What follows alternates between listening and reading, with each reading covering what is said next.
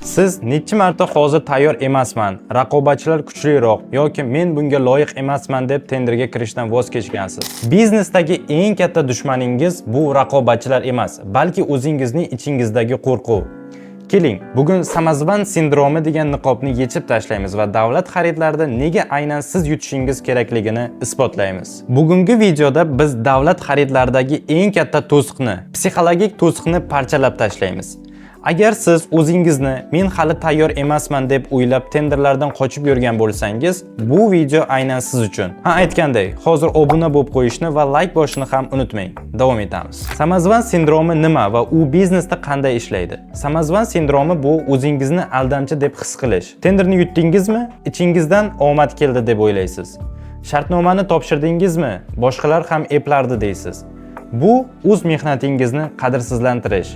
Misol qilib aytaman, Interbit Academy'da o'quvchilarim bilan gaplashganimda ko'pchilik birinchi marta tenderga kirishdan qo'rqadi. Nega? Chunki ular raqobatchilarni daho deb o'ylaydi. Aslida esa raqiblaringiz ham xuddi sizday odamlar. Ular ham xato qiladi, ular ham hujjat tayyorlashda adashishadi. Tender bu imtihon emas. Ko'pchilik tenderdan oldin hujjatlarni 10 marta tekshiradi, chunki xato qilsam men ahmoqman deb o'ylaydi. Yo'q.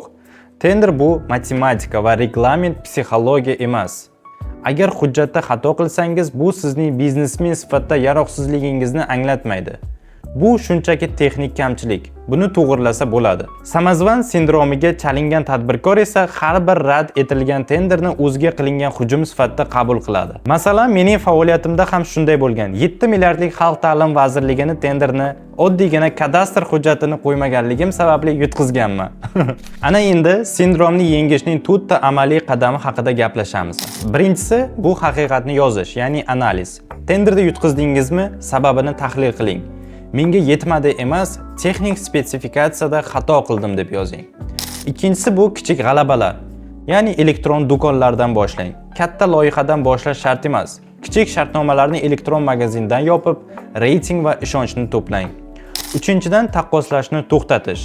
Ya'ni raqobatchilarni daho deb o'ylamang. Ular ham shunday hujjat tayyorlaydigan odamlar. To'rtinchidan bu professional maqom. Siz tenderga kimdir bo'lib emas, xizmat yetkazuvchi sifatida kiryapsiz. Sizning taklifingiz davlatga albatta kerak.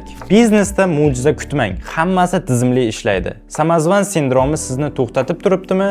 Demak, siz o'sish tarafidasiz. Siz o'zingizni isbotlashingiz shart emas. Siz shunchaki o'z ishingizni to'g'ri bajarishingiz kerak.